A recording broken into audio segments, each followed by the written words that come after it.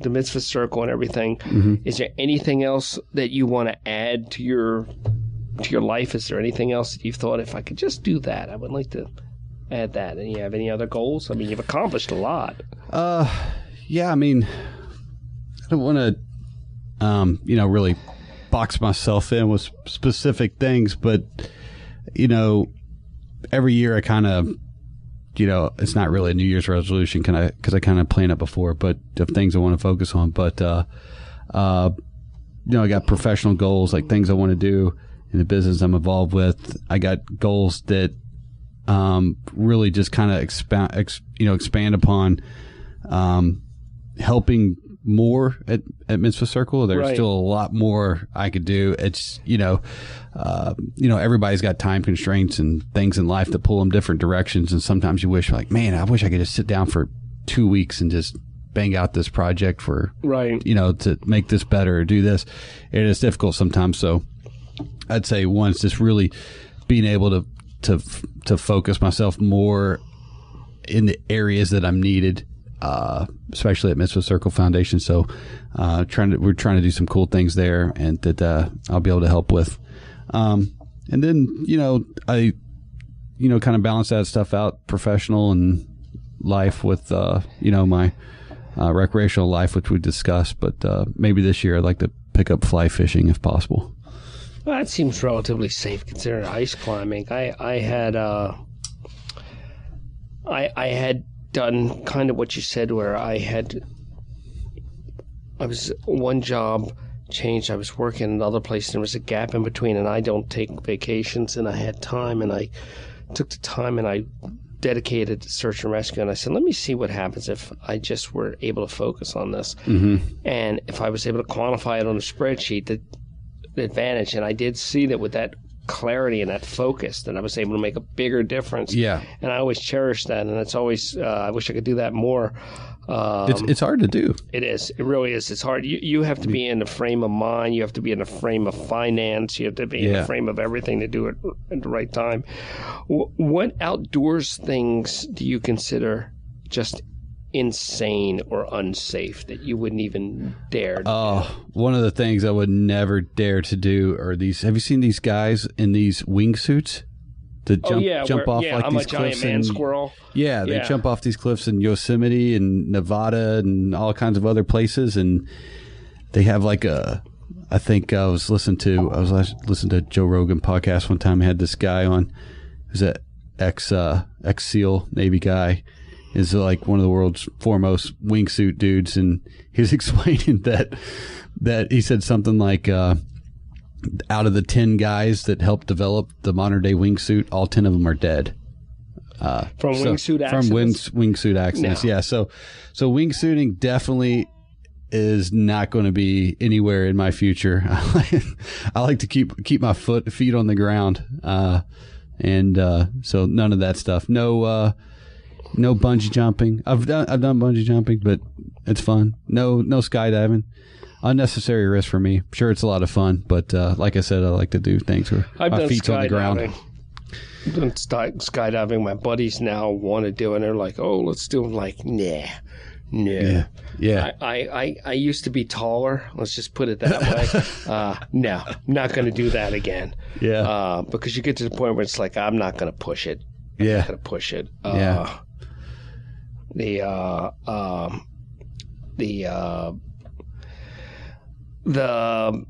Is there anything? Where do you and your wife diverge on hobbies? Where's like her hobby that you don't do and your hobby she doesn't do? Since you do so much together. Oh yeah, we do a lot.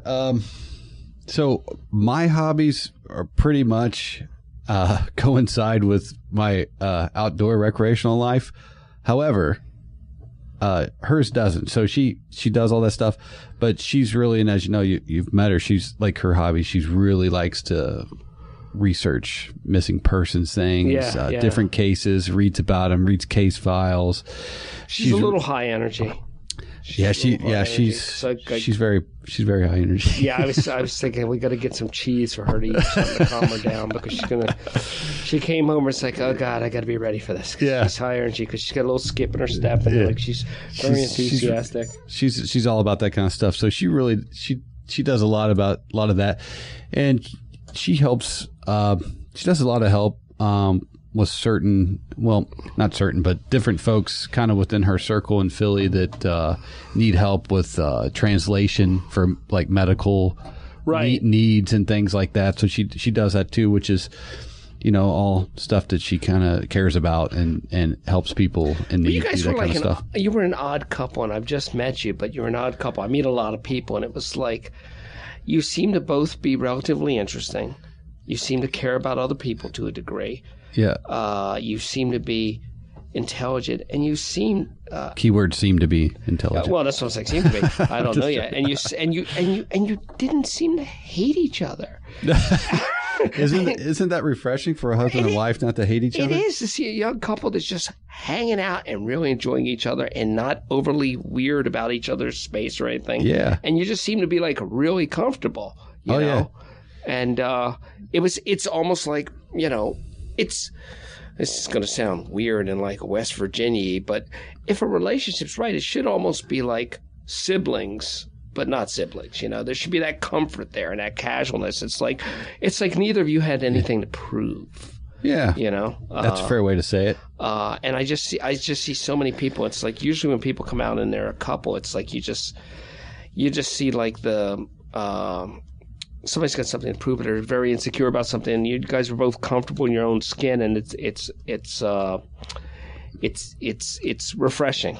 It's very refreshing. Well, I appreciate that. Yeah, we you know, put in the time. We spend a lot of time with each other, so it works out. It doesn't work out if you're not comfortable, and it doesn't work out if, like you said, you're insecure. So good thing both of us aren't insecure, so we're doing all right. Yeah. Well, thank you for everything you do with the Mitzvah Circle Foundation and all the things you've done in your with the Navy and whatever you continue to do. And yeah, I appreciate it. It's good work. I think the ice climbing is insane, but other than that, maybe if we get a spot around here that'll stay cold enough long a time, we can do a little bit. I'll do rope stuff with you. Yeah, we could set up a top. We could set up a top rope anchor. I don't do that sport climbing. I do.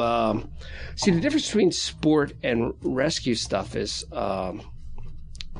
they don't teach ascending a lot in rescue anymore. It's all down. You do rappelling. Yeah, it's all down. Mm-hmm. It's all descending, not ascending. The difference is the safety ratio on our stuff. The stuff you guys use is 10-to-1 ratio, and ours is 15-to-1. Oh, okay. Because your average firefighter's a little thicker than the average sport climber, so we got to compensate for that. Yeah, lots of gear. But the gear is very similar, and I started out doing stuff with an arborist and doing tree surgery type stuff, and that's where I learned my initial rope stuff. And then I adapted some stuff from some roofing stuff, and then there was a bunch of different things. And I have taken some stuff from sport climbing, some of the stuff they use, and I do have sport climbing gear that I use for stuff like some anchors and stuff, just back up. But in rescue, we have to over-rig everything. Oh, yeah. Yeah, we have to over-rig everything. And that's why when you guys are up there, you know, hanging off the side, wearing a latex thong on a piece of fishing line, you're like, oh, my God. Makes like guys like you cringe. Yeah, I just want to wait underneath you with an igloo cooler to harvest what I can, because it's like, oh, my God. And it's because, you know, I'm coming down there on a piece of transatlantic cable. Yeah. Oh, yeah. You know, with a helmet that could take a bullet. Not in climbing.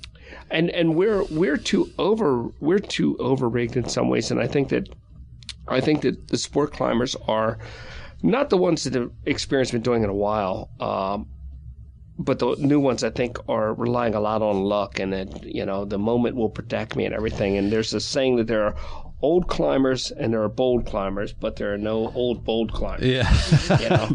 And that's kind of where I am. Yeah, well, that's a safe way of approaching it. So, well, thank you very much. Yeah, I appreciate it. Thanks for having me on. Thanks for letting me talk about Mitzvah Circle Foundation. Yeah, and hopefully, I know firsthand from somebody I know that they did good work with somebody in crisis, and they never asked anything. They were just there, and that's the way nonprofits are supposed to be run. They're not supposed to help one person at a disaster and then celebrate and use it as a fundraising thing, and that's what too many do.